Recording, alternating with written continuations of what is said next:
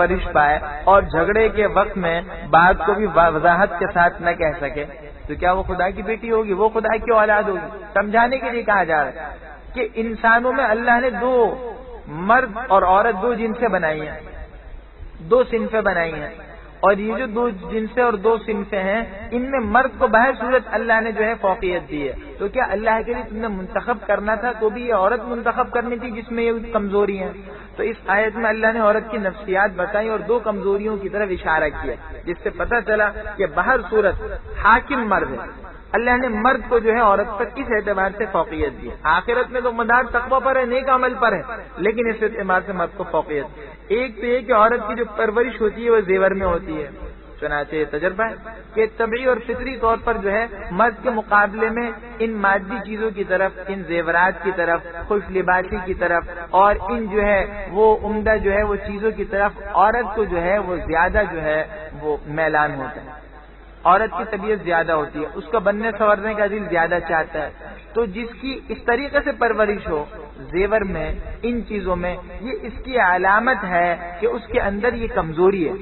شریعت نے اس کو بہت زیادہ پسند نہیں کیا، بننا سنورنا اس سے یہ بھی معلوم ہو گیا عورت کا حق ہے زیور پہننا، لیکن زیور کو پہننا یا ان چیزوں کو اتنا برتنا کہ ہر وقت اسی کی فکر لگی رہے اور کسی چیز کی طرف توجہ نہ ہو، تو پھر جو ہے ظاہر سی بات ہے یہ ناپسندیدہ ہو جائے گا۔ لیکن بعض صورت زیور سے یہ تعلق بتاتا ہے کہ عورت کے اندر کچھ کمزوری ضرور ہے، اس کے اندر مادیت کی طرف میلان زیادہ ہے۔ دوسری بات یہ ہے کہ جھگڑے کے وقت میں اپنی بات کو بھی کھل کر نہیں بتا سکتی۔ تجربہ ہے کہ مرد کے اندر جو ہے بولنے کی، انداز بیان کی جو صلاحیت ہے اور جو اللہ نے ایک قوت رکھی ہے، عورت میں اتنی بات نہیں ہوتی۔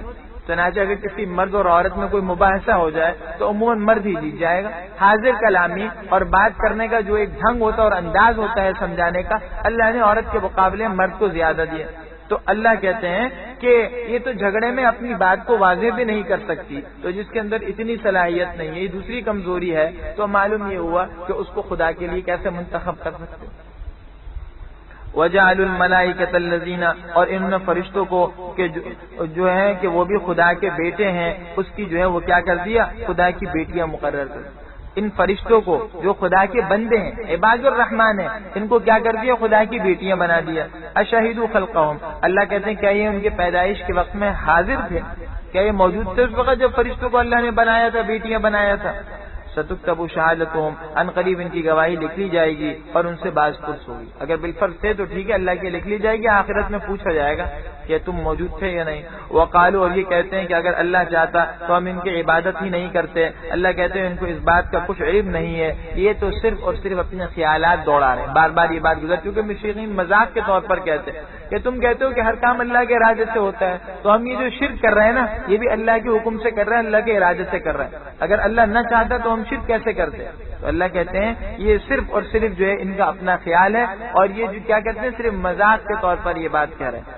ام آتیناہم، کیا ہم نے ان کو اس سے پہلے کوئی کتاب دی تھی؟ یہ اس سے سند پکڑتے ہیں، کوئی کتاب ہے ان کے پاس جس میں اس بات کی دلیل موجود ہو کہ یہ بھی جو ہے ان کے معبود ہیں؟ نہیں، کوئی ایسی دلیل ان کے پاس نہیں ہے ان بتوں کے معبود ہونے کی۔ بل قالو، بلکہ یہ کہنے لگے کہ ہم نے اپنے آبا و اجداد کو ایک طریقے پر پایا ہے اور ہم انہی کے نقش قدم پر چل رہے ہیں۔ وَكَذَلِكَ، اللہ کہتے ہیں اور اسی طرح ہمیشہ سے ہوتا رہا ہے کیا، اور اسی طرح ہم نے آپ سے پہلے بھی کسی بستی میں ہدایت کرنے والا یعنی ڈرانے والا نہیں بھیجا، مگر اس بستی کے آسودہ حال لوگ ہی کہنے لگے کہ ہم نے اپنے آبا و اجداد کو ایک طریقے پر پایا ہے اور ہم انہی کے نشانات قدم کی اقتدا کر رہے ہیں، نشانات قدم پر چل رہے ہیں۔ قالا، تو نبی نے یہی فرمایا تھا، کیا فرمایا؟ اولو جئتکم، بھلا اگرچہ میں تمہارے سامنے اس سے بھی زیادہ بہتر راستہ اور اس سے بھی بہتر طریقہ دکھا دوں کہ جس پر تم نے اپنے آبا و اجداد کو پایا، پھر بھی آبا و اجداد کے راستے پر رہو گے؟ یہ تو اندھی تقلید ہے، یہ تو بالکل حماقت ہے اور جہالت ہے۔ قالو، وہ کہنے لگے کہ جو دین تمہیں دے کر بھیجا گیا ہے ہم اس کا انکار کرتے ہیں، ضد پر اترا ہے، کوئی جواب نہیں ملا تو خاموش ہو کر کہنے لگے ہم نہیں مانتے۔ اللہ کہتے ہیں فانتقمنا منہم، ہم نے ان سے انتقام لے لیا، بس آپ دیکھیے کہ جھٹلانے والوں کا انجام کیا ہوا۔ آگے حضرت ابراہیم کا ذکر کیا جائے۔ یہ مشرکین جو تھے حضرت ابراہیم کی طرف اپنے آپ کو منسوب کرتے تھے، کہتے تھے ہم ان کے دین پر ہیں، تو اللہ نے متنبع کیا اور بتایا کہ ارے بھائی تم جو ہے جن کی طرف اپنے آپ کو منسوب کرتے ہو وہ تو توحید کے ایک روشن مینار تھے، وہ تو شرک و بت پرستی کے خلاف سب سے سرگرم کارکن تھے، تو یہ کیسے ہو سکتا ہے کہ جن کی طرف تم اپنے آپ کو منسوب کر رہے ہو وہ تو سب سے بڑا موحد ہو اور تم اپنے شرک میں اور کفر میں جو ہے ڈٹے ہوئے ہو؟ یہ نسبت ان کی طرف غلط ہے۔ شرک سے بیزاری کا ان کا کیا حال تھا؟ قرآن خود نقشہ کھینچتا ہے، وَإِذْ قَالَ إِبْرَاهِيمُ، اور جب حضرت ابراہیم نے اپنے والد کو اور اپنی قوم کو کہا کہ میں بیزار اور بری ہوں ان تمام معبودوں سے جن کو تم پوچھتے ہو، إِلَّا الَّذِي فَطَرَنِي، سوائے اس ذات کے جس نے مجھ کو پیدا کیا، بس وہی مجھے سیدھا راہ دکھائے گا۔ وَجَعَلَهَا، اور حضرت ابراہیم نے یہی بات اپنی اولاد میں پیچھے چھوڑی تاکہ وہ اللہ کی طرف رجوع کرے، یعنی اپنے اولاد کو بھی اسی توحید کی نصیحت کی کہ دیکھو شرک سے بچتے رہنا۔ بل متعتو، اللہ فرماتے ہیں بلکہ حقیقت یہ ہے کہ بات یہ ہے کہ میں نے ان کو اور ان کے آبا و اجداد کو نفع اٹھانے کا سامان دیا، یہاں تک کہ جب وَلَمَّا جَاءَهُمُ الْحَقُّ، اور جب ان کے پاس حق آیا تو یہ کہنے لگے کہ یہ تو جادو ہے اور ہم اس کو مانتے نہیں۔ وقالو، مشرکین کے ایک اور نظریہ ہے، اول تو کہتے تھے انسان کیوں، فرشتہ کیوں نہیں آیا، ہر بار جواب دیا گیا۔ اب جب وہ بات ان کی نمٹ گئی اور اس کا جواب ہو گیا تو کہنے لگے اچھا اگر انسان آنا ہی تھا تو یہ جو دو قریے ہیں، ایک مکہ اور ایک طائف، ان دو شہروں کا کوئی معزز آدمی رسول بنتا، چنانچہ رسول نے نام بھی دیا،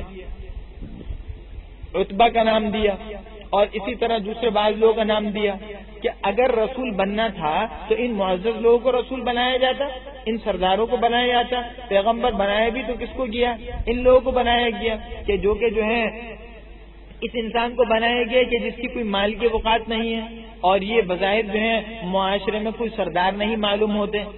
تو اللہ نے آگے ان کا جواب دیا ہے اور یہ کہتے ہیں کہ قرآن ان دو بستی، کون سی دو بستی یعنی مکہ اور طائف، ان کے کسی بڑے آدمی پر کیوں نازل نہیں کیا گیا؟ اللہ جواب دیتے ہیں اہم یقسمون رحمت ربک، کیا یہ لوگ آپ کے پروردگار کی رحمت کو بانٹتے ہیں؟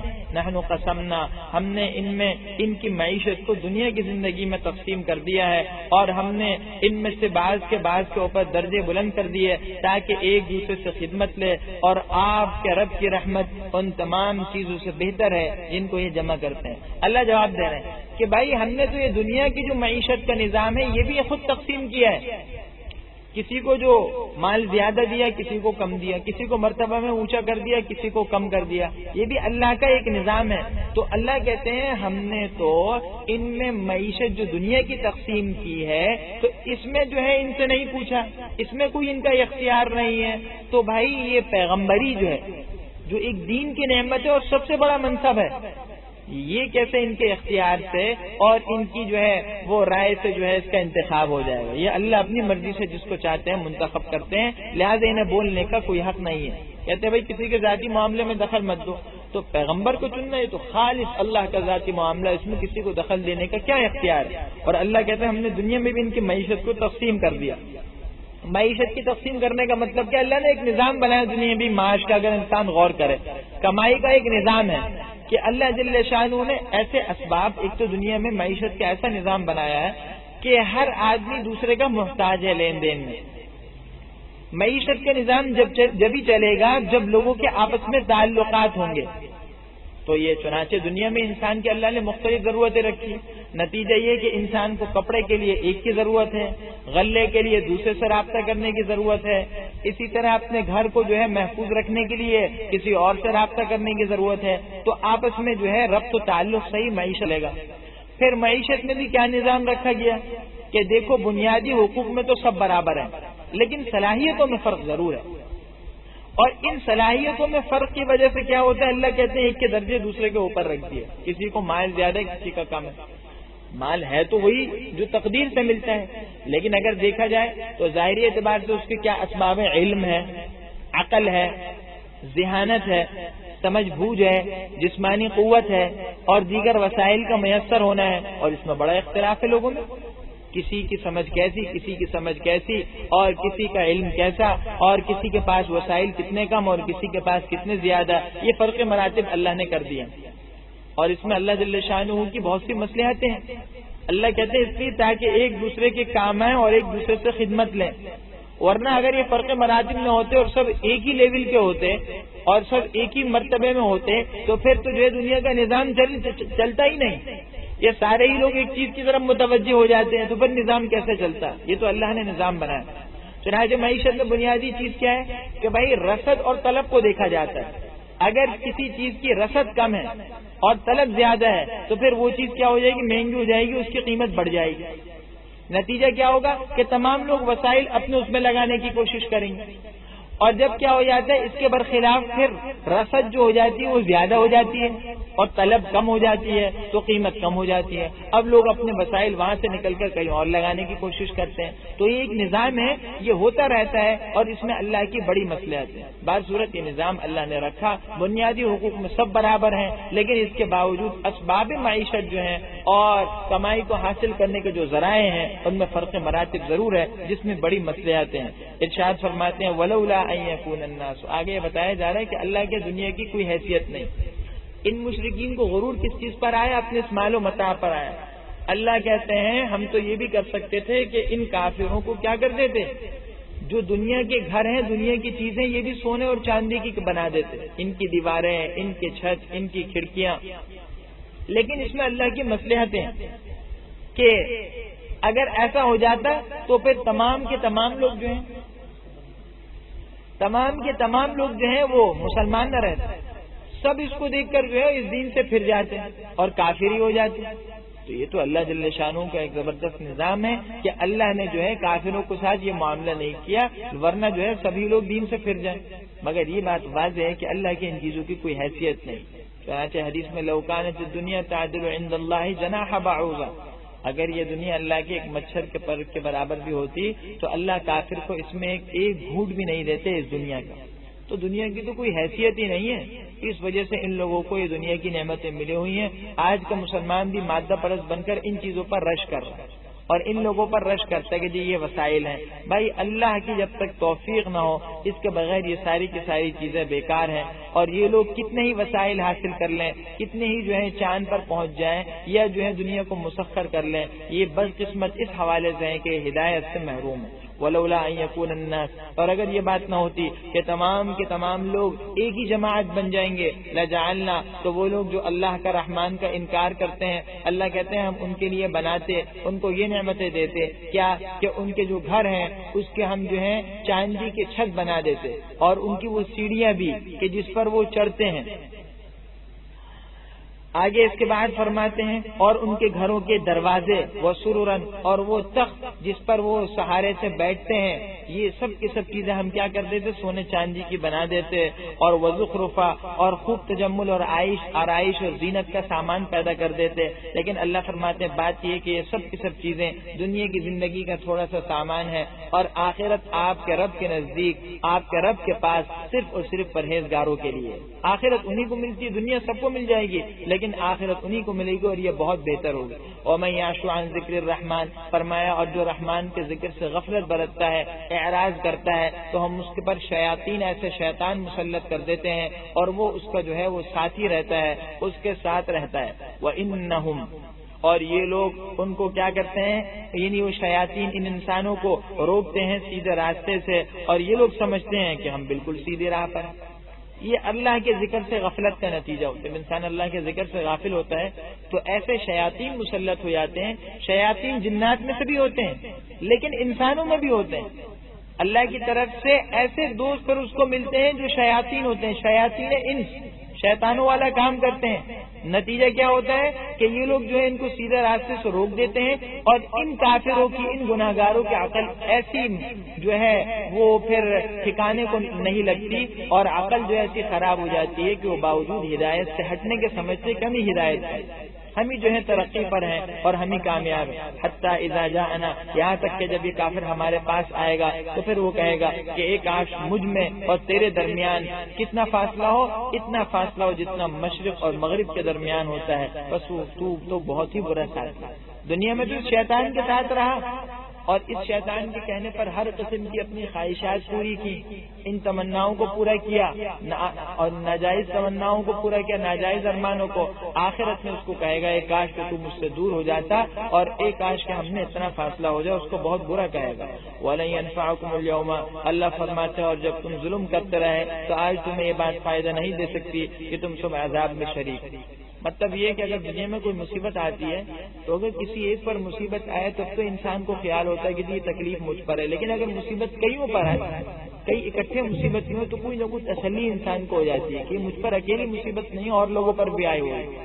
مگر اللہ فرماتے ہیں قیامت کے دن ان ظالموں کا عذاب میں مشترک ہونا، سب کا شریک ہونا، یہ کوئی نفع بخش نہیں ہوگا۔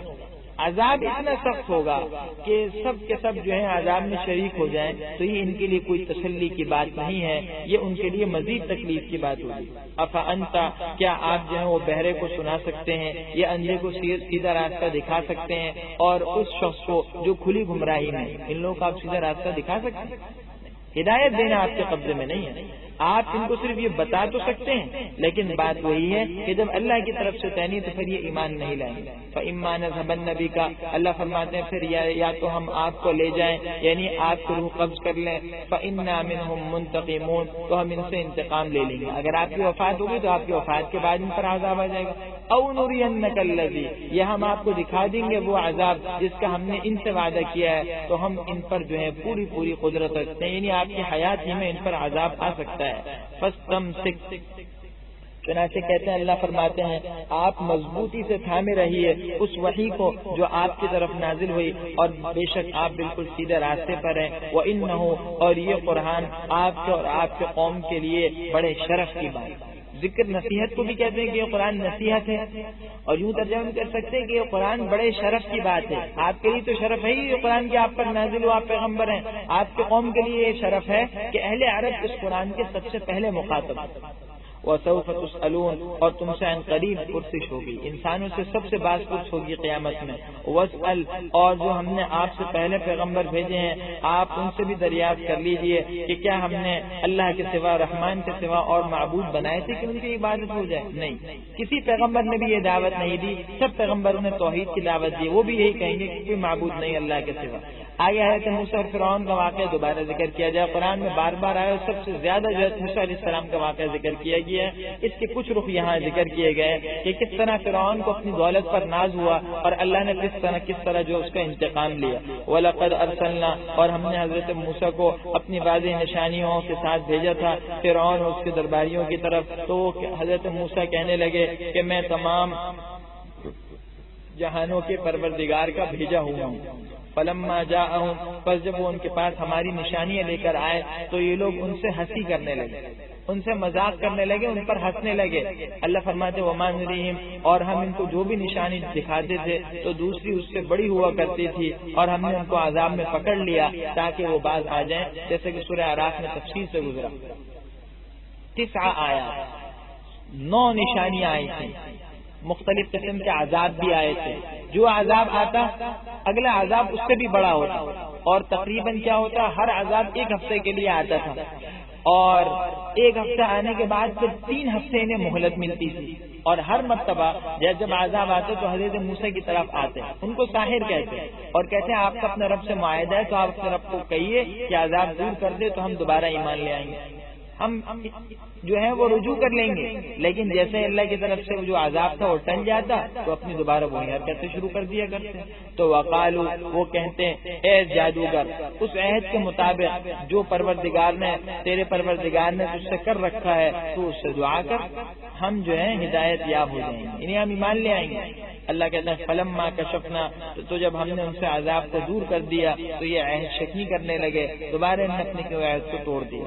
ونادا فرعون، یہ فرعون کے غرور کا نقشہ کھینچا جا رہا ہے، اور فرعون نے اپنی قوم میں پکار کر یہ اعلان کیا اور کہا کہ اے میری قوم، کیا میرے لیے مصر کی بادشاہت نہیں ہے، اور یہ نہریں جو میرے نیچے سے، یعنی میرے محلوں کے نیچے بہ رہی ہیں، یہ میری نہیں؟ کیا تم دیکھتے نہیں؟ ام انا خیر، کیا میں بہتر نہیں ہوں اس شخص سے جو کہ حقیر ہے اور صاف گفتگو بھی نہیں کر سکتا۔ حضرت موسیٰ کو کہا کہ موسیٰ علیہ السلام دنیا میں کوئی ایسے بڑے رتبے والے بھی ان کے پاس مال و دولت بھی نہیں ہے اور بات بھی صاف نہیں کر سکتے، اس اعتبار سے کہا موسیٰ علیہ السلام کی زبان میں تھوڑی سی لکنت ہو گئی تھی، جس کی وجہ سے بسا اوقات جو ہے زبان میں جو ہے وہ لکنت کی وجہ سے اٹک کر بولتے، تو فرعون نے مذاق اڑایا،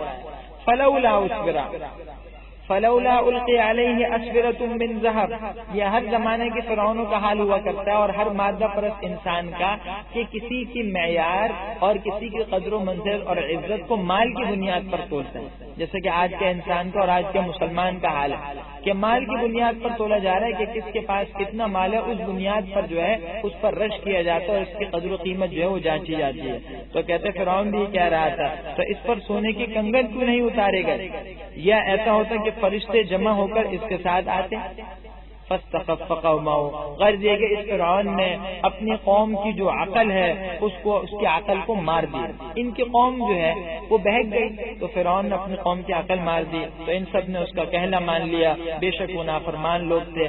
اللہ کہتے ہیں فلما اسفونا، جب انہوں نے ہم کو ناراض کیا تو ہم نے ان سے انتقام لیا، بس ہم نے ان سب کو غرق کر لیا، فجعلناہم سلفا، تو ہم نے ان سب کے سب لوگوں کو گئے گزرے کر دیا اور بعد والوں کے لیے مثال بنا دیا، عبرت بنا دی، انہیں گئے گزری لوگ ہو گئے، ایسا لگا کہ کبھی تھے ہی نہیں۔ ولما ضرب ابن مریم، اب حضرت عیسیٰ کا ذکر آ رہا ہے، اور جب مریم کے بیٹے عیسیٰ کا حال بیان کیا گیا تو آپ کی قوم کے لوگ اس سے چلا اٹھے، وقالو، اور یہ کہنے لگے کہ کیا ہمارے معبود بہتر ہیں یا وہ، ما ضربوہ لک، انہوں نے حضرت عیسیٰ کی جو مثال بیان کی یہ تو صرف جھگڑنے کے لیے ہے، بلکہ در حقیقت یہ جو ہیں جھگڑالو لوگ ہیں۔ عیسیٰ علیہ السلام یہود جو ہیں معاذ اللہ ان کی والدہ کو تو بدکار تک کہہ دیا کرتے تھے، تو عیسیٰ علیہ السلام کو تو نبی ہی نہیں مانا، اور نصارہ نے خدا مان لیا، اور مشرکین مکہ کا بھی عیسیٰ علیہ السلام کے بارے میں نظریہ درست نہیں تھا۔ اللہ فرماتے ہیں کہ یہ حضرت عیسیٰ کے بارے میں جو کچھ کہہ رہے ہیں در حقیقت یہ صرف جھگڑے پر اور عناد پر مبنی ہے، حقیقت حال سے یہ لوگ بالکل چاہے غافل ہیں۔ ان ہوا الا عبد انعمنا علیہ، مشرکین کہتے تھے کہ جی ہم معبود پکارتے ہیں تو کیا ہوا، حضرت عیسیٰ بھی تو معبود سے خدا کے بیٹے تھے جیسے کہ یہودی کہتے ہیں۔ اللہ کہتے ہیں کہ یہ جو کہتے ہیں یہ صرف جھگڑے کی بنیاد پر کہہ رہے ہیں، ورنہ حقیقت تو یہ کہ وہ تو ہمارے ایک بندے تھے جن پر ہم نے اپنا فضل کیا اور ہم نے ان کو بنی اسرائیل کے لیے ایک نمونہ بنا۔ اللہ کی قدرت کی زبردست نشانی حضرت عیسیٰ علیہ السلام، تو بجائے اس کے کہ ان کو خدا مانو، ان کے ذریعے سے خدا کا وجود تسلیم کرو، ایمان لاؤ، تو کس طرح اللہ نے بغیر باپ کے بیٹا پیدا کر دیا، یہ اللہ کی قدرت کی نشانی ہے۔ وَلَوْ نَشَاءُ، اور اگر ہم چاہتے تو تم میں سے بھی فرشتے بنا دیتے جو تمہاری جگہ زمین میں رہتے۔ اللہ اس پر قادر ہے کہ کیا کرے، انسانوں میں سے فرشتے بنا دے اور انسانوں کی جگہ فرشتے ہی زمین میں رہیں۔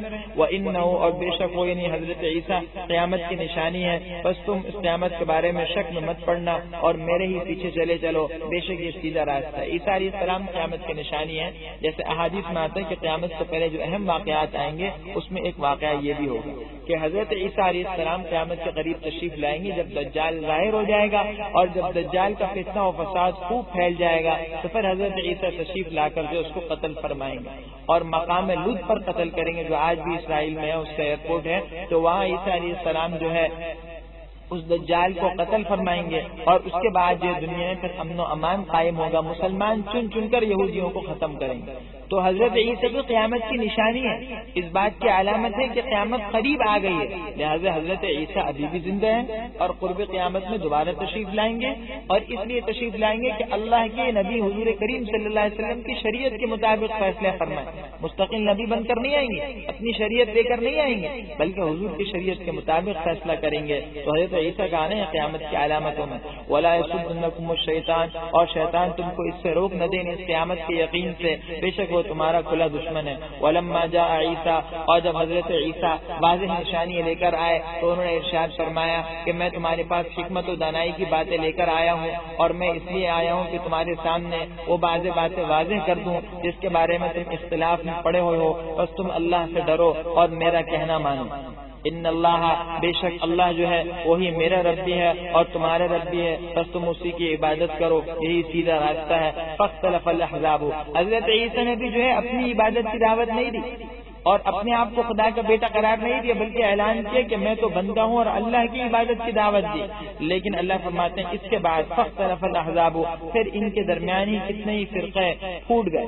ویل للذین ظلموا، تو ان ظالموں کے لیے اس دردناک دن کے عذاب سے ہلاکت ہے. مختلف فرقے ہو گئے، کسی نے حضرت عیسیٰ کو خدا بنا لیا، کسی نے کہا خدا کے بیٹے ہیں، کسی نے کہا خدا تین چیزوں سے بنا ہے، ایک مریم، ایک حضرت عیسیٰ اور ایک اللہ، تین چیزوں سے مل کر خدا بنا. بعض صورت ان نصارہ میں مختلف نظریے ہو گئے اور اس کے بعد مختلف فرقے آتے چلے گئے. هل ينظرون، اللہ فرماتے ہیں کہ یہ تو صرف اسی بات کے منتظر ہیں کہ ان پر قیامت اچانک آ جائے اور انہیں خبر بھی نہ ہو.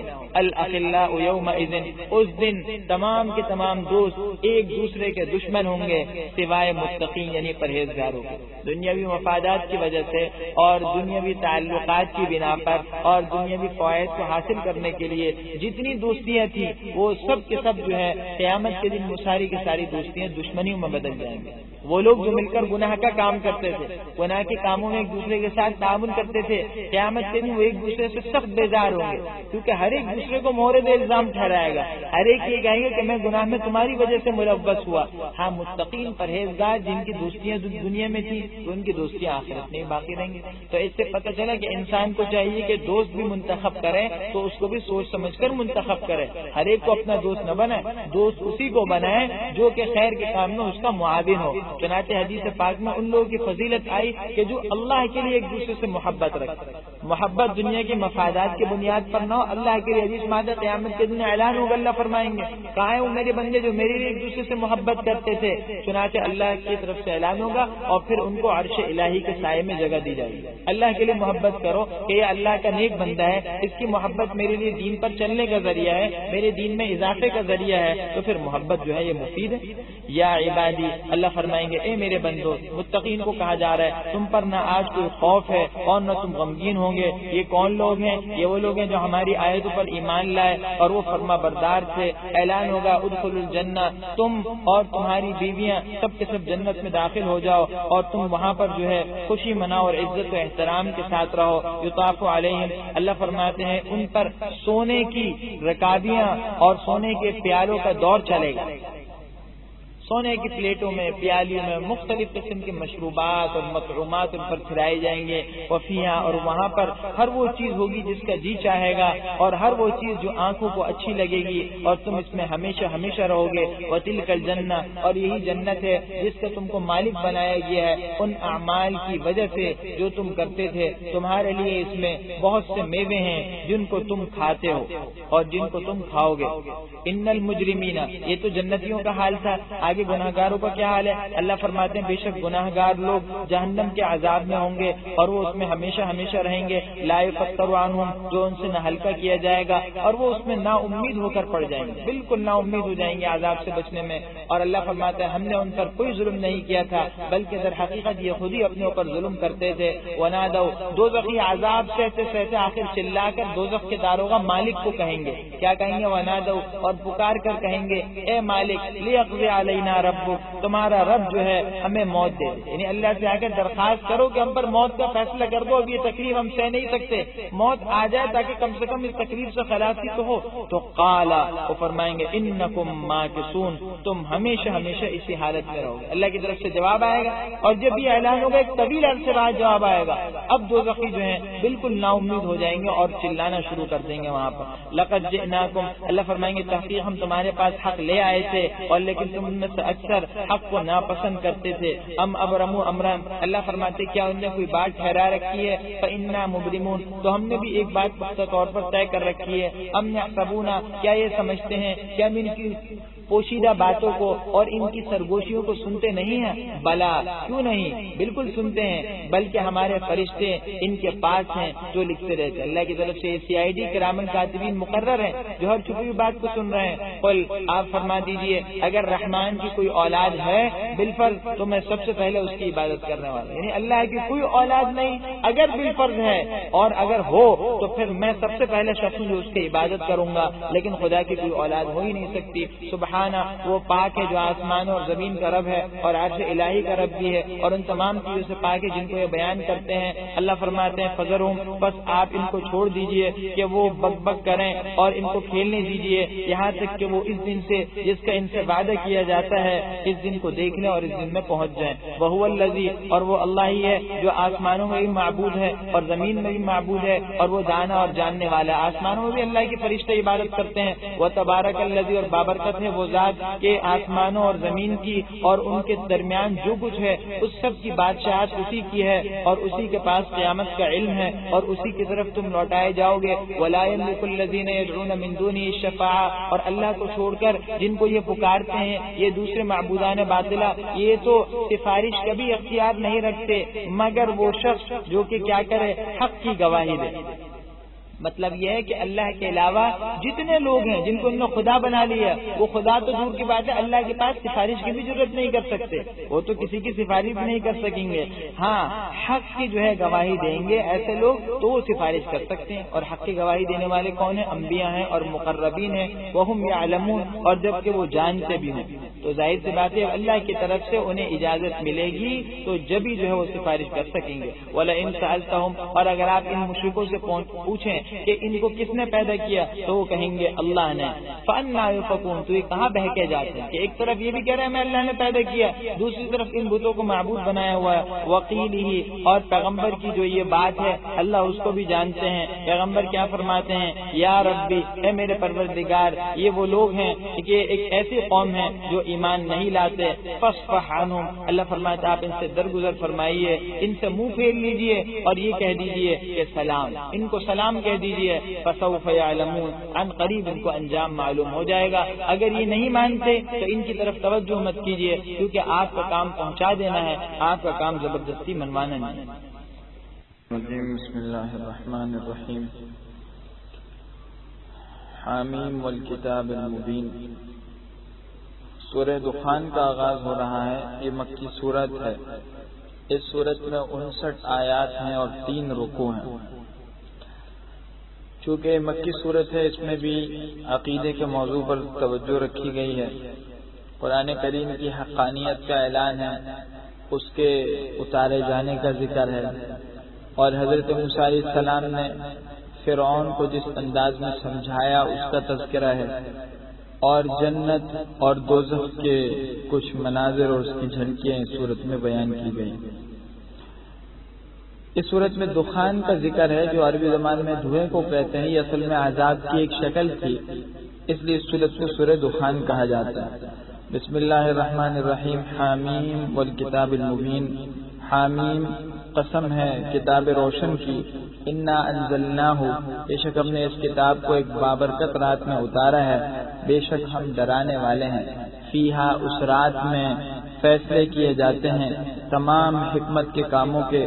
امرم من عندنا، ہماری طرف سے حکم ہو کر یہ فیصلے ہوتے ہیں. بے شک ہم ہی پیغمبروں کو بھیجنے والے ہیں اور یہ آپ کے پروردگار کی رحمت ہے. بے شک وہ سننے اور جاننے والا ہے. اور وہ رب ہے آسمانوں کا اور زمین کا اور جو ان کے درمیان ہے ان سب کا، بشرطے کہ تم لوگ یقین کرنے والے ہو. لا الہ الا ہو، اس کے سوا کوئی معبود نہیں. وہی زندہ کرتا ہے اور موت دیتا ہے اور وہ تمہارے پچھلے آبا و اجداد کا رب ہے. اللہ فرماتے ہیں ایک طرف یہ حقیقت ہے لیکن بلکہ یہ لوگ شک میں کھیل رہے ہیں، شک میں پڑے ہوئے ہیں اور حقیقت حال کا مذاق اڑاتے ہیں. اللہ نے سورت کی ابتدا ہی میں قرآن کی حقانیت کا اعلان کیا ہے اور یہ بات فرمائی کہ اس کو ایک بابرکت رات میں اتارا کیا. اکثر مفسرین فرماتے ہیں اس سے مراد شب قدر، جیسا کہ سورۃ القدر میں ہے انا انزلناہ فی لیلۃ القدر. تو یہ قرآن جو ہے شب قدر میں اترا. شب قدر میں اترنے کا مطلب یہ ہے کہ لوح محفوظ سے آسمان دنیا پر یہ قرآن جو ہے وہ شب قدر میں اتار دیا گیا پورا کا پورا. اور اس کے بعد تھوڑا تھوڑا بندوں کی ضروریات کے اعتبار سے اور مصلحت کے اعتبار سے یہ قرآن پھر دنیا میں وقتاً فوقتاً نازل ہوتا رہا.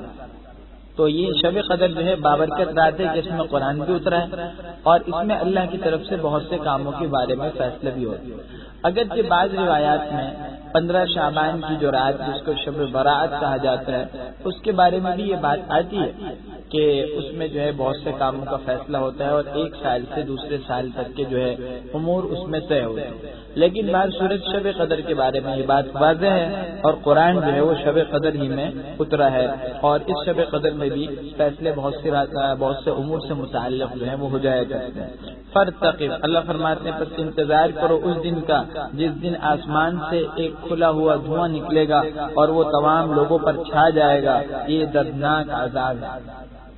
اس عذاب کا یہاں ذکر ہے جو دخان کی صورت میں، عبداللہ بن مسعود رضی اللہ عنہ فرماتے ہیں کہ یہ عذاب ہو چکا، مشرکین مکہ پر یہ عذاب آیا تھا اور اس کی وجہ احادیث میں اس کی بہت تفصیل ہے، جس کا خلاصہ یہ ہے حضور صلی اللہ علیہ وسلم نے اب دیکھا کہ مشرکین انکار کر رہے ہیں اور طغیانی میں بڑے ہوئے ہیں، سرکشی میں، تو آپ نے بد دعا فرمائی کہ ان پر قحط نازل ہو جائے، چنانچہ ان پر اتنا سخت قحط نازل ہوا کہ لوگ جانور کی ہڈیوں کو اور مردار تک کو کھانے پر مجبور ہو گئے، اور اس کے بعد جو اس قحط کے نتیجے میں جب خشک سالی ہو گئی، غذا ہی میسر نہیں تھی، تو بھوک کی وجہ سے بخارات اڑتے ہوئے محسوس ہوتے۔ انسان جب بہت زیادہ بھوک میں ہو تو جسم سے دھوئیں کسی کیفیت اڑتی ہوئی محسوس ہوتی ہے، تو اس بھوک کی وجہ سے ان کو بخارات اڑتے ہوئے اوپر تک محسوس ہوتے تھے، اسی کو یہاں دخان مبین کہا گیا، عذاب آ گیا۔ اکثر روایات سے اور احادیث سے معلوم ہوتا ہے کہ یہ عذاب قیامت کے قریب آئے گا۔ بعض صورت ممکن ہے عذاب کا ایک مرحلہ پیش آ چکا ہو، یہ مشرکین کے سامنے آیا، لیکن اس عذاب کی جو اصل حقیقت ہے وہ قرب قیامت میں واضح ہوگی۔ چنانچہ احادیث میں جو قیامت کی علامتیں بتائی گئی ہیں ان میں یہ بھی ایک علامت ہے، دابۃ الارض کا نکلنا اور مشرق کے بجائے سورج کا مغرب سے نکلنا اور جو ہے اس دھوئیں کا آ جانا، یہ وہ علامتیں ہیں جس کے فوراً بعد ہی کچھ ہی دنوں بعد قیامت آ جائے گی۔ تو احادیث میں اس کی وضاحت آئی کہ قرب قیامت میں قیامت سے بالکل قریب جو ہے جب فیصلہ ہو جائے گا قیامت آنے کا، تو ایک دھواں آئے گا جو آسمان و زمین کے تمام درمیانی حصے کو بھر دے گا۔ مومنوں پر تو اس کی وجہ سے ایک زکام کی سی کیفیت طاری ہوگی، انہیں کوئی زیادہ اس کی وجہ سے تکلیف نہیں ہوگی، اور کافر جو ہوں گے ان کے جسم کے مسامات میں اور ہر جو ہے جسم کے بند کے اندر اور جسم کے ہر جوڑ میں یہ دھواں داخل ہو جائے گا۔ کافر بڑی تکلیف سے جو ہے اس کو دھوئیں کی وجہ سے بڑی تکلیف میں مبتلا ہو جائیں گے۔ بعض صورت اس کے بعد پھر اللہ کی طرف سے خوشگوار ہوا چلے گی، تو پھر کیا ہوگا، مومنوں کی روح قبض ہو جائے گی اور دنیا میں صرف کافر رہ جائیں گے، اور جیسے کہ حدیث میں آیا کہ قیامت جو ہے شرار خلق خدا میں جو بدترین لوگ ہیں ان پر قائم ہوگی، یعنی ان کافروں پر یہ دنیا قائم ہوگی اور دنیا میں اس وقت صرف کافر ہی بعد میں رہ جائیں گے۔ فرمایا ربنا اکشف عنا العذاب، یہ کافر اس وقت میں کہتے ہیں جب دھواں آئے گا تو کیا کہیں گے، اے پروردگار ہم سے عذاب کو دور کر دیں، ہم ایمان لاتے ہیں۔ اللہ فرماتے انا، ان کے لیے نصیحت کہاں مفید ہوگی جبکہ ان کے پاس ہمارے پیغمبر بھی آ گئے جو کھول کھول کر بیان کر دیتے ہیں۔ ثم تولوا عنہ، پھر یہ ان سے اس کے باوجود یہ کافر ان سے بے رخی برتتے ہوئے منہ پھیرتے ہوئے چلے جاتے ہیں اور کہتے ہیں کہ یہ تو پڑھایا ہوا دیوانہ ہے، یعنی ان کو سکھایا گیا، کسی نے پڑھایا ہے اور معاذ اللہ یہ مجنون ہے۔ اللہ فرماتے انا کاشف العذاب، ہم تھوڑے دنوں کے لیے عذاب ڈال دیتے ہیں مگر پھر تم دوبارہ کفر کرنے لگتے ہو۔ یوم نبطش البطشۃ الکبریٰ، جس دن ہم بڑی سخت پکڑیں گے، ہم بے شک انتقام لینے والے ہیں۔ سخت پکڑ جو ہے جنگ بدر میں بھی ہو گئی ان کافروں پر، اور ہر دور میں کافروں پر آتی رہی، اور قرب قیامت میں اور قیامت کے دن تو سخت پکڑ آئے گی۔ وَلَقَدْ فَتَنَّا قَبْلَهُمْ، آگے وہی فرعون کی سرکشی کا ذکر ہو رہا ہے۔ فرمایا اور ہم نے ان سے پہلے قوم فرعون کو بھی آزمایا، اور ان کے پاس ایک عالی قدر پیغمبر آئے تھے، اور کیا پیغام لے کر آئے، ان ادو الی عباد اللہ، کہ اللہ کے بندوں کو میرے حوالے کر دو، یعنی بنی اسرائیل کو میرے حوالے کر دو، غلامی سے آزاد کر دو، میں ان کو لے کر جاتا ہوں، اور انی لکم، بے شک میں تمہارے لیے ایک امانت دار پیغمبر ہوں۔ وہ اللہ تعالی اللہ، اور دیکھو اللہ کے سامنے سرکشی مت کرنا، میں تمہارے پاس کھلی دلیل لے کر آیا ہوں، اور میں اپنے رب کی اور تمہارے پروردگار کی پناہ پکڑتا ہوں اس بات سے کہ تم مجھے سنسار کرو، اور دیکھو اگر تم مجھ پر ایمان نہیں لاتے تو تم مجھ سے علیحدہ ہو جاؤ۔ تاکہ جب اللہ کا عذاب آئے تو کم سے کم میں تو محفوظ رہوں. فتعارفوا، چنانچہ انہوں نے اپنے رب سے دعا کی کہ یہ لوگ ایک گناہگار اور نافرمان لوگ ہیں. اب اللہ کی طرف سے حکم آیا فاسر بعبادی لیلا، کہ تم میرے ان بندوں کو یعنی بنی اسرائیل کو رات لے کر چلے جاؤ، تمہارا ضرور تعاقب ہوگا. متبعون، یہ لوگ تمہارے پیچھے آئیں گے. کون؟ یہ فرعونی. واترک البحر رہوا، اور دریا سے پار ہو جاؤ خشک ہو کر. دریا خشک ہو جائے گا، تم پار ہو جاؤ اس خشک دریا سے. انہم، یہ سارا کا سارا لشکر یہاں ڈبو دیا جائے گا. ان کا جو لشکر ہے فرعونیوں کا یہاں ڈوب جائے گا. دوبارہ دریا ان کے لیے سمندر کی شکل میں، دریا کی شکل میں بن جائے گا. نتیجہ کیا ہوا؟ اللہ فرماتے ہیں کم ترکو، انہوں نے کتنے باغات اور چشمے اور کھیتیاں اور عمدہ مکانات اور وہ نعمت و آرام کی چیزیں جس میں یہ عیش و عشرت میں پڑے ہوئے تھے، ان سب چیزوں کو انہوں نے چھوڑ دیا. کذالک، بالکل اسی طرح ہوا، اور ہم نے اس کا مالک دوسرے لوگوں کو بنا دیے. کون تھے؟ بنی اسرائیل. وہ ایمان لائے نبی پر، وہ اس کے مالک بن گئے. فما بکت علیہم السماء، پھر ان فرعونیوں پر نہ آسمان روئے نہ زمین کو رونا آیا اور نہ ان کو مہلت دی گئی. ان کافروں پر آسمان و زمین روئے نہیں. حدیث سے معلوم ہوتا ہے کہ جب مومن نیک آدمی مرتا ہے تو آسمان بھی اس پر روتے ہیں، اور وہ زمین بھی جس پر وہ اللہ کی عبادت کیا کرتا تھا وہ زمین بھی روتی ہے، اور وہ آسمان کیونکہ اس کے نیک عمل آسمان کی طرف چڑھ کر جاتے ہیں تو آسمان بھی روتے ہیں. لیکن کافر گناہگار ظالم پر آسمان و زمین نہیں روتے. وَلَقَدْ نَجَّيْنَا، فرماتے ہیں اور ہم نے بنی اسرائیل کو رسوا کن عذاب سے نجات دے دی. وہ کیا تھا؟ من فرعون، وہ فرعون تھا، اس فرعون سے نجات دے دی. بے شک وہ سرکش اور حد سے نکلا ہوا تھا. وَلَقَدْ اخْتَرْنَاهُمْ، اور تحقیق ہم نے ان بنی اسرائیل کو تمام اہل عالم پر دانستہ طور پر منتخب فرما لیا تھا. یعنی اللہ کہتا ہے ہم نے ان کو چن لیا تھا، ہمیں معلوم تھا کس وجہ سے ہم ان کو چنے. وَآتَيْنَاهُمْ، اور ہم نے ان کو ایسی ایسی نشانیاں دی تھی جس میں بہت سی آزمائشیں تھیں. انہا اولائی، آگے کافروں کا نظریہ ذکر کیا جا رہا ہے کہ یہ کافر یہ کہتے ہیں کہ صرف اور صرف ہمیں پہلی ہی دفعہ مرنا ہے اور پھر ہم نے دوبارہ اٹھنا نہیں ہے. فأتوا بآبائنا، اور یہ بھی کہتے ہیں کہ اگر تم سچے ہو تو ہمارے پچھلے آبا و اجداد کو زندہ کر کے لے آؤ. اگر تم یہ کہتے ہو کہ مر کر اٹھا جائے گا تو دوبارہ زندہ کر کے لے آؤ. لیکن ظاہر ان کی بات غلط ہے. اس کی وجہ یہ کہ ہر چیز اپنے وقت میں اگتی ہے. بارش جو ہے اس سے زمین میں غلہ کب آتا ہے؟ موسم میں آتا ہے، سیزن میں آتا ہے. اور پھل جو ہے درختوں سے کب نکلتے ہیں؟ موسم میں نکلتے ہیں. تو اسی طرح یہ آبا و اجداد زمین سے دوبارہ اٹھیں گے، نکلیں گے، لیکن اپنے وقت پر، اپنے زمانے پر اٹھیں گے. اور وہ اٹھنے کا زمانہ کون سا ہے؟ قیامت کا ہے. اللہ ارشاد فرماتے ہیں اہم خیرون، کیا یہ بہتر ہیں؟ یہ تبع کی قوم بہتر ہیں اور وہ لوگ جو تم سے پہلے، جو ان سے پہلے ہلاک ہو چکے. اللہ فرماتے ہیں ہم نے ان سب کو ہلاک کر دیا تھا. بے شک یہ سب کے سب گناہگار لوگ تھے. تبع یمن کے جو بادشاہ تھے حمیر قبیلے کے، یہ یمن کے بادشاہوں کا لقب تبع کہلایا تھا. ان کو تبع کہا جاتا تھا. جس طرح مصر کے ہر بادشاہ کو فرعون کہتے ہیں، فرعون کسی ایک آدمی کا نام تھوڑی، ہر بادشاہ کو کہتے ہیں. تو اسی طرح جو ہے یہ اللہ آپ کا بھلا کرے، ان کو جو ہے وہ جو ہے یہ کہا جاتا ہے. فرعون قبطیوں کا بادشاہ ہے. مصر جو ہے اس کے حاکم کو عزیز کہتے تھے. اسی طرح نجاشی جو ہے یہ حبشہ کے بادشاہ کا لقب ہوتا تھا. تو ان کا لقب جو تھا ان بادشاہوں کا، یمن کے جو حمیر قبیلے کے بادشاہ، ان کا لقب تھا تبع.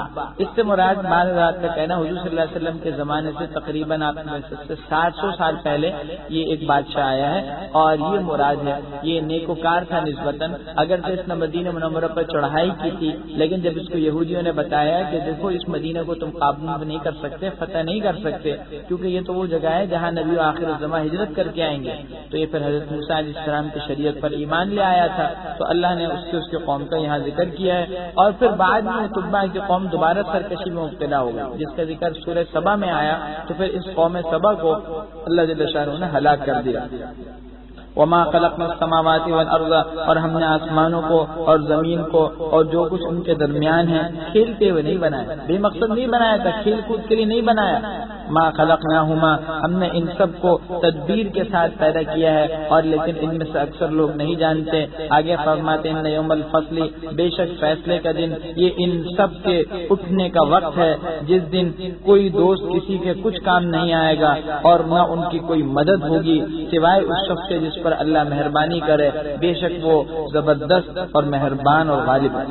ان شجرۃ الزقوم، دوزخیوں کو یہ عذاب ہے، تو اس عذاب میں ایک چیز یہ بھی ہے کہ دوزخیوں کو جو عذاب ہو رہا ہے اس میں غذا کے طور پر یہ چیز ملے گی، جب بھوکے ہوں گے تو یہ کھانے کو ملے گا، لیکن یہ کھانا خود عذاب ہوگا۔ اللہ فرماتے ہیں بے شک زقوم کا درخت، طعام الاسیم، یہ گنہگار کا کھانا ہے۔ ایک درخت ہے زقوم دنیا میں، یہ انتہائی کڑوا اور کہتے ہیں تلخ ہوتا ہے، اور اس کے اندر ایک قسم کا زہر ہوتا ہے، کانٹے دار ہوتا ہے، تو یہ دوزخیوں کو دیا جائے گا جو انتہائی زہریلا اور کانٹے دار ہوگا۔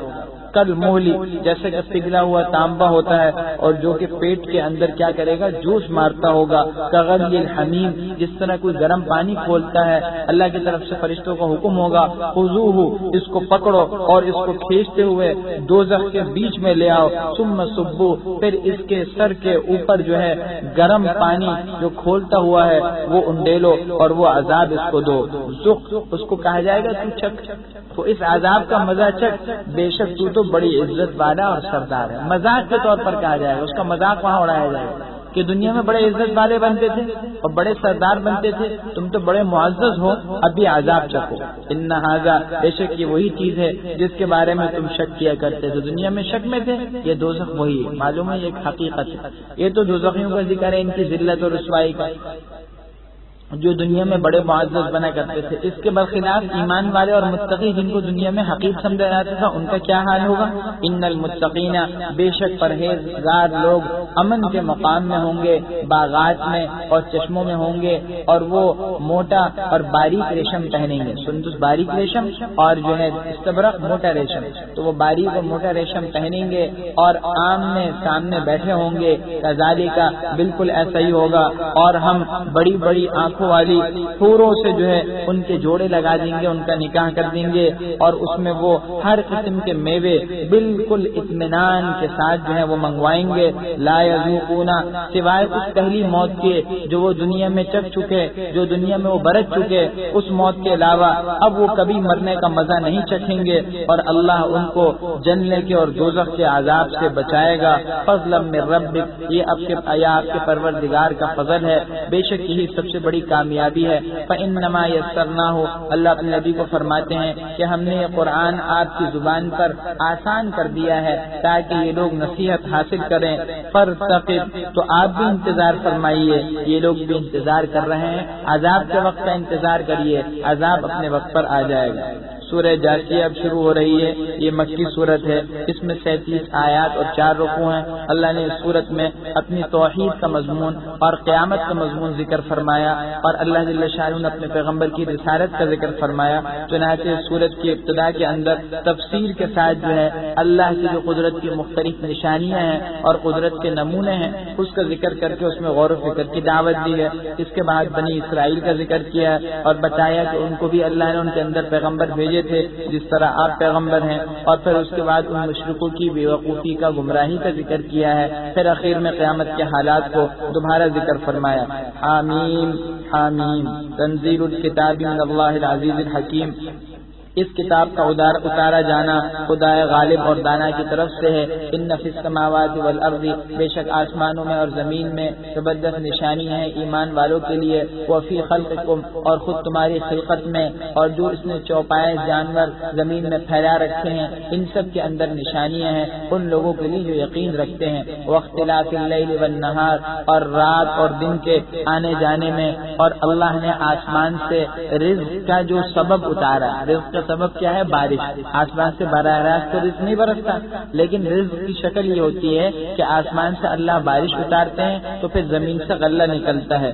فأحیا بہ الارض، اور اس سے جو آسمان سے سبب رزق یعنی بارش اتارا اللہ نے، اس سے اللہ نے زمین کو اس کے مرنے کے بعد زندہ کر دیا، اور ہواؤں کے پھیرنے میں اور بدلنے میں نشانیاں ہیں ان لوگوں کے لیے جو سمجھ رکھتے ہیں۔ تلک آیات اللہ، یہ اللہ کی آیات ہیں جو ہم آپ کو سچائی کے ساتھ پڑھ کر سناتے ہیں۔ اللہ فرماتے ہیں تو یہ اللہ اور اس کے آیتوں کے بعد اب کس بات پر ایمان لائے گئے؟ ویل لکل افاک اثیم، ہلاکت ہے ہر جھوٹے گنہگار کے لیے۔ یسمع، اس کا حال یہ ہے کہ وہ اللہ کی آیات کو سنتا ہے جو کہ اس پر پڑھ کر سنائی جاتی ہیں، پھر وہ جمع رہتا ہے اپنی حالت پر تکبر کرتے ہوئے، اور یوں وہ تاثر دیتا ہے اور یوں محسوس ہوتا ہے گویا اس نے ان آیات کو سنا ہی نہیں۔ آپ اس کو دردناک عذاب کی خوشخبری خوشخبری دے دیجئے. وَإِذَا عَلِمَ اور جب اس کو ہماری آیات میں سے کسی چیز کا علم ہوتا ہے تو وہ ان کا مذاق اڑاتا ہے. کچھ آیتیں اس سے اللہ کی جب معلوم ہوتی ہیں پڑھ کر سنائی جاتی ہیں تو بجائے سنجیدگی سے سننے کا مذاق اڑاتا ہے. اللہ فرماتے ہیں یہ وہی لوگ ہیں، یہی لوگ ہیں جن کے لیے رسوا کن عذاب ہے. من ورائہم ان کے آگے جہنم کا عذاب ہے اور ان کے کچھ کام نہیں آئے گا جو انہوں نے کیا تھا اور جو انہوں نے اللہ کے سوا دوسرے کارساز بنائے تھے یہ بھی ان کے کچھ کام نہیں آئیں گے اور ان کے لیے بہت بڑا عذاب ہوگا. ھذا ھدی یہ قرآن ہدایت ہے اور وہ لوگ جو اپنے رب کے آیات کا انکار کرتے ہیں ان کے لیے دردناک عذاب کا حصہ ہے. اللہ الذی آگے اپنی قدرت کے دوبارہ مختلف نمونے ذکر فرمائے جو پچھلی صورتوں میں گزرے. اللہ ہی وہ ہے جس نے تمہارے فائدے کے لیے دریا کو مسخر کر دیا، دریا کو چلایا اور دریا کو تمہارے قابو میں کر دیا. کس طرح قابو میں کیا؟ تاکہ کشتیاں اس دریا میں اس کے حکم سے چلیں اور تاکہ تم اس کا فضل یعنی معاش و روزی تلاش کرو اور تاکہ تم شکر ادا کرو. اور اللہ جل شانہ نے جو کچھ آسمانوں اور زمین میں ہے وہ سب کا سب اپنے حکم سے تمہارے کام میں لگا دیا. بے شک ان سب میں نشانیاں ہیں ان لوگوں کے لیے جو غور و فکر کرتے ہیں. قل آپ فرما دیجئے ان لوگوں کو جو ایمان لائے کہ جو لوگ خدا کے دنوں کی توقع نہیں رکھتے یعنی اعمال وہ دن جس میں اعمال کا بدلہ ملے گا آخرت کا دن، تو جو لوگ خدا کے دنوں کی توقع نہیں رکھتے ان لوگوں سے درگزر کریں تاکہ اللہ جل شانہ ان لوگوں کو ان کے اعمال کا بدلہ دے، ان کو معاف کریں، بدلہ آخر میں مل جائے گا. من عمل جس نے کوئی نیک کام کیا تو اس نے اپنے فائدے کے لیے کیا اور جو کوئی برا کام کرے گا تو اس کا نقصان اسی کو ہوگا. پھر تم سب کے سب اپنے رب کی طرف لوٹ کر جاؤ گے. وَلَقَدْ آتَيْنَا اور تحقیق ہم نے بنی اسرائیل کو کتاب یعنی تورات دی تھی اور ان کو حکومت دی اور نبوت دی اور ہم نے ان کو پاکیزہ چیزیں عطا کی تھیں اور تمام اہل عالم پر انہیں فضیلت دی تھی. وَآتَيْنَاهُمْ اور ہم نے ان کو دین کے بارے میں واضح دلیلیں عطا کی تھیں، پس جب ان کے پاس علم آ گیا تو انہوں نے اختلاف کیا آپس کی ضد کی وجہ سے. ان ربک بے شک آپ کا پروردگار قیامت کے دن ان کے درمیان فیصلہ کرے گا ان چیزوں میں جس میں وہ اختلاف میں پڑے ہوئے ہیں. ثم جعلناک پھر ہم نے آپ کو دین کے کھلے راستے پر قائم فرما دیا ہے تو آپ اسی راستے پر چلیے گا اور ان لوگوں کی خواہشات کے پیچھے مت چلیے گا جو نہیں جانتے. انہم لن یغنوا یہ لوگ جو ہیں آپ کو اللہ کے عذاب سے کچھ بھی نہیں بچا سکتے، اللہ کے مقابلے میں کچھ کام نہیں آ سکتے. اور بے شک جو لوگ ظالم ہیں ان میں سے بعض کے مددگار اور دوست ہیں اور اللہ متقین کا دوست. ظالم ایک دوسرے کے دوست ہیں اور متقین کا دوست کون ہے؟ خود اللہ ہے. ھذا بصائر اس قرآن کی کیا خاصیت ہے کہ یہ قرآن لوگوں کے لیے دانائی کی باتیں اور ہدایت اور رحمت پر مشتمل ہے اور یہ ان لوگوں کے لیے ہے جو یقین رکھتے ہیں. ام حسب الذین اشتروا السیئات وہ لوگ جو کہ گناہ کے کام کرتے ہیں، برے کام کرتے ہیں، کیا یہ سمجھتے ہیں کہ ہم ان کو اور ان لوگوں کو جو ایمان لائے اور انہوں نے نیک کام کیے برابر کر دیں گے؟ ان کی زندگی اور موت یکساں ہوگی. بہت برا ہے وہ فیصلہ. اللہ نے اس آیت میں جھنجھوڑ دیا اور متنبع کر دیا. دیکھو یہ مت سمجھنا کہ اگر دنیا میں دنیاوی مفادات کے خاطر تم ایمان والوں میں داخل ہو رہے ہو اور بظاہر تم پر بھی جو اللہ نے ایک پردہ رکھا ہوا ہے، تم گناہ کر رہے ہو لیکن اس کے باوجود مومن شمار ہوتے ہو، تو انہیں سمجھنا کہ آخرت میں بھی تم ان کی طرح ہوگے. نہیں، جو لوگ دنیا میں اپنی منمانی جو ہے زندگی گزار رہے تھے، حرام و حلال کی کوئی فکر نہیں تھی، اپنی آسودہ جتنی خواہشات و تمنائیں تھیں ان کو پورا کرتے چلے گئے، ایک وہ لوگ ہیں.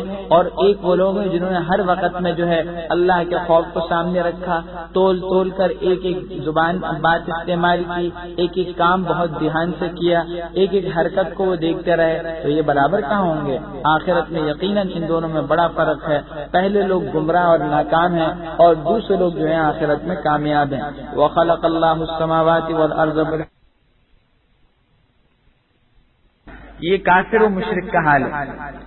کافر و مشرک کی چند علامتیں بتائیں. ایک یہ کہ اس نے اپنی خواہشات کو اپنا معبود بنا لیا، یعنی اللہ کے حکم کو چھوڑ کر اپنی خواہشات کے پیچھے لگا ہوا ہے، تو گویا خواہشات معبود ہے. اس میں سبق ہے کہ ہر انسان کو چاہیے کہ اپنی خواہشات کے مقابلے میں اللہ کے حکم کو سامنے رکھے. اگر ایک آدمی اپنی حرام خواہشات کو پورا کر رہا ہے باوجود اللہ کے منع کرنے کے، تو گویا وہ اللہ کو معبود نہیں سمجھتا، اپنی خواہشات کو معبود سمجھتا ہے، یعنی ان کو پورا کرنے میں لگا ہوا، ان کو اس نے مقصد بنا لیا.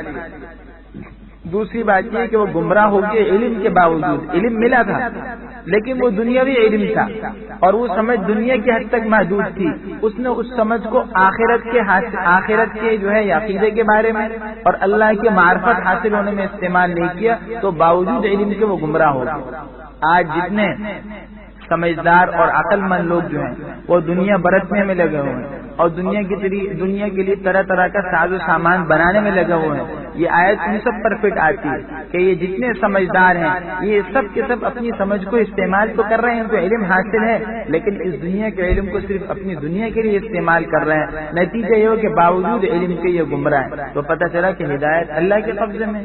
اللہ جل شانہ نے بڑے بڑے سمجھداروں کو ہدایت سے محروم رکھا ہوا ہے. تیسری بات آگے بیان کی کہ ان پر مہر لگ گئی، دل پر مہر لگ گئی، کان اور آنکھوں پر پردہ ہے، لہٰذا نہ صحیح بات سنتے ہیں اندر جاتی ہی نہیں، اور نہ صحیح راستے کو دیکھتے ہیں اور نہ بات کا ان کے دل پر اثر ہوتا ہے. یہ اس کی علامت ہے کہ بیماری کے انتہا کو پہنچ چکے ہیں. لہذا آپ ان کے پیچھے مت لگیے. افرأیت من اتخذ، بلا وہ شخص، آپ نے اس شخص کو دیکھا کہ جس شخص نے اپنی خواہشات کو اپنا معبود بنا لیا اور اللہ جل شانہ نے باوجود علم کے، باوجود اس کے کہ وہ جانتا بوجھتا ہے، اس کو گمراہ کر دیا اور اللہ نے اس کے کانوں پر اور دل پر مہر لگا دی اور اس کی آنکھوں پر پردہ ڈال دیا. تو اللہ کے بعد اس کو کون ہدایت دے گا؟ کیا تم نصیحت حاصل نہیں کرتے؟